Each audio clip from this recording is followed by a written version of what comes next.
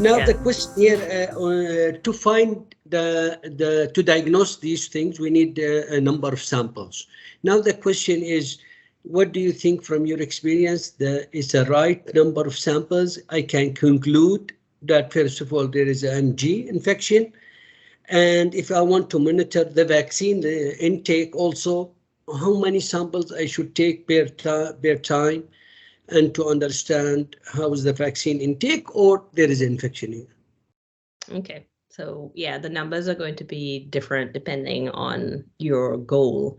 So if you are trying to just diagnose an infection and an early infection, so you're trying to find a very low prevalence rate, for example, so only 2 out of 10,000 birds are positive, for example, that number is going to be different as opposed to if all the birds have been vaccinated and you're just trying to monitor the infection. So in order to find a low prevalence infection, you need to take 30 samples is a number for a flock of 10,000 or more.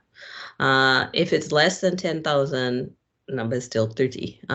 It can come down a little bit, but statistically, 30 is the number.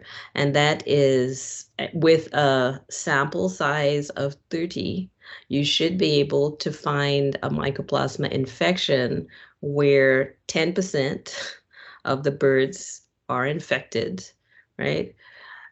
If you want to find the mycoplasma infection even earlier, and this is a situation that usually happens if we're talking about like pedigree flocks and things like that, then you have to take 300 samples in order to find 1% infection in your flock of 10,000 birds or more. So as I said, it depends on your goals. Usually, most people are fine with that 10% number and the 30 samples.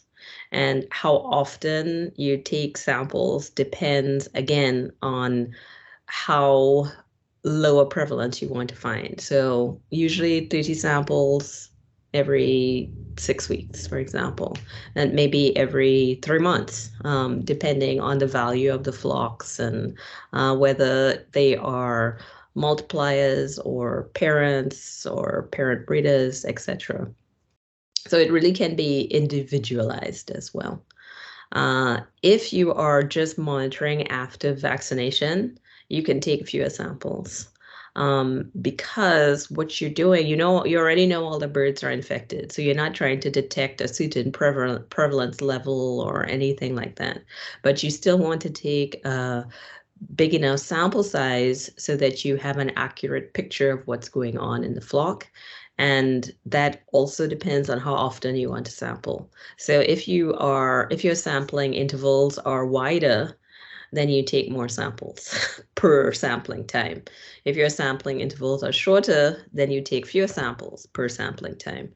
And I would say anywhere again from 10 to 30 samples. If you're only taking 10 samples, then you should sample more frequently. If you're taking 20 samples, then you can stretch out your sampling times to more like 6 to 8 weeks. If your sampling times are even wider, you're only sampling every 3 months, then you're back to taking 30 samples again to get an accurate picture of what's going on.